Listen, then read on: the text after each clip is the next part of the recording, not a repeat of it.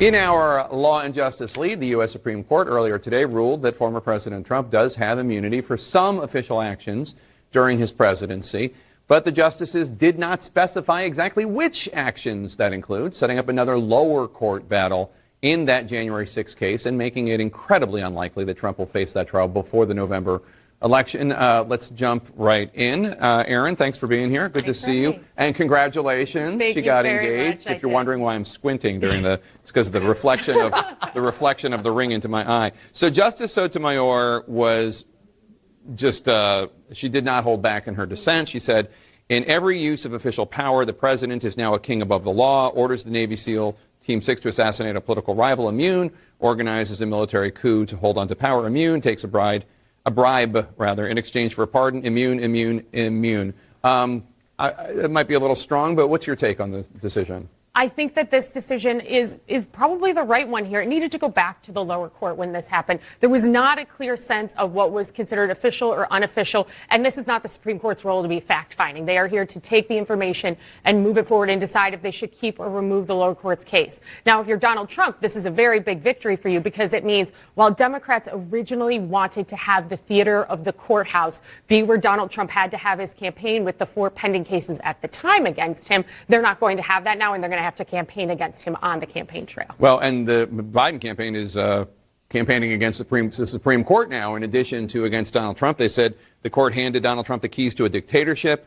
Trump has said it was a big win, and it should end all the crooked Joe Biden's witch hunts against me. That's a quote, obviously. What do you think? They should run against the court. Democrats should run against the court. Republicans have been doing this. They've been running against the court for 68 years. Ever since 1954, when the Supreme Court had this radical idea that black people should be treated equally as white people. Ever since then, Republicans have run against the court. Whether it was they hated the ruling where the Supreme Court said the government can't force my children to pray the way the government wants them to, or abortion rights, or gay rights. Democrats need to run against the court. By the way, when Hillary ran against Mr. Trump, 26% of Trump voters voted for him just because of the court. Yeah. Only 18%. Because they wanted Roe v. Wade overturned. So in that sense, I admire the Republicans. Seriously, they care about the court. They voted on the court. Democrats need to. For example, 67% of Americans support term limits for Supreme Court. Democrats should. Sheldon Whitehouse, the senator from Rhode Island, Judiciary Committee member, he's got a term limits bill for the court.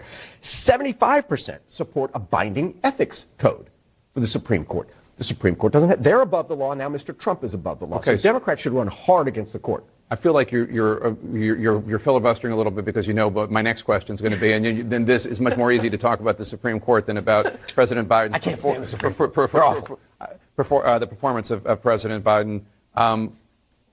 What's your take? Obviously, it was not a good debate performance, but beyond that, should he be the nominee? Should he be president? Well, I like when he said, "Well, it wasn't a good night." Really, I didn't notice.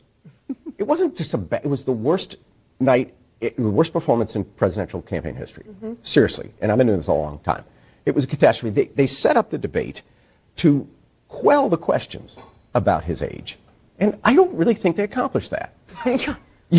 So look, here's what's going to happen. Members are going home now for 4th of July, members of Congress, and they're going to hear from their constituents. It may well be that the comments we're getting from the Biden high command are correct, and everybody will say, gee, I love that guy. Bad night, don't worry about it, back him up. But it may be, what I think, voters are going to say, are you out of your mind? Because Democrats are worried that not only will Biden lose to Trump, but that he'll drag down the House and the Senate as well, and you'll have a MAGA trifecta, which Mr. Trump himself says will be a dictatorship, at least for a day. What did you think of the debate last week? I don't think anybody, I think Paul's right, I don't think anybody can say that was a stellar performance for the president. It was a catastrophe. And now because of that performance, this is becoming Donald Trump's race to lose. And if you are a down ballot Democrat, if you are Tester or Bob Casey in Pennsylvania. Bob Casey, if you are anywhere, if you're Tammy Baldwin in Wisconsin, you now have to try to find a way to separate yourself from the president, but not alienate, because right now, unless Democrat leadership steps up and says, Joe Biden, you need to step down, he's not going anywhere off that ticket. Thanks to both.